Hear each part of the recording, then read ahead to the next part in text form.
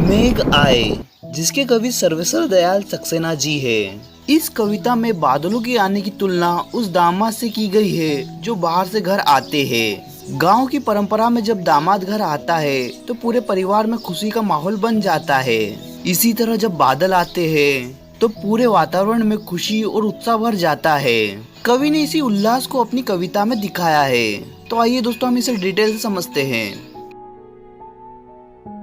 इन पंक्तियों में कवि कहते हैं कि जैसे जब कोई दामाद बहुत दिनों बाद अपने ससुराल आता है तो गांव की लड़कियां खुशी खुशी उसकी खबर सबको बता देती है।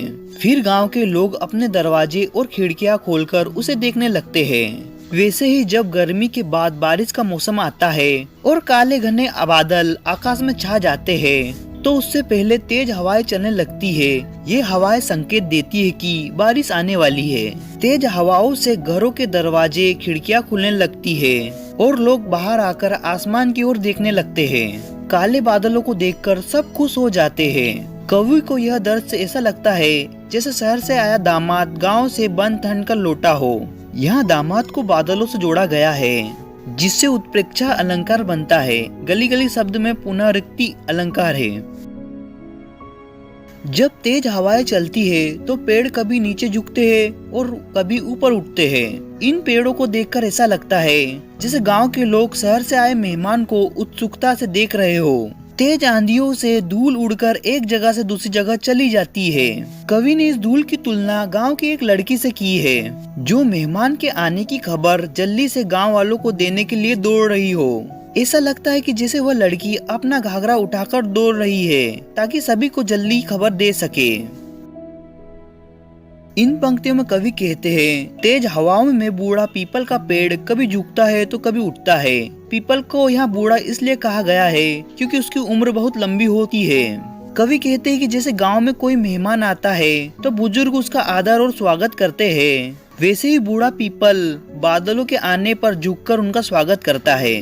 पीपल से लिपटी हुई बेल भी हरकत में आ जाती है। कवि ने इस बेल को घर की बेटी की तरह बताया है जो घर आए मेहमान को दरवाजे की ओट से झांक कर देखती है। गर्मी से परेशान यह बेल बादलों को देखकर खुश हो जाती है और शिकायत भी करती है कि वे पूरे साल बाद उसकी खबर लेने आए हैं। कवि आगे कहते हैं कि जैसे पुराने समय में दामाद के आने पर परात में पानी से उसके पैर धोए जाते थे, वैसे ही तालाब मेहमान बने बादलों के पैर धोता है। तालाब इसलिए खुश है क्योंकि बरसात के बाद वह फिर से पानी से भर जाएगा। इन पंक्तियों में कवि कहता है कि जैसे ऊंची जगह पर पति को देखकर पत्नी का मन खुशी से भर जाता है। उसका डर कि पति नहीं लौटेगा खत्म हो जाता है।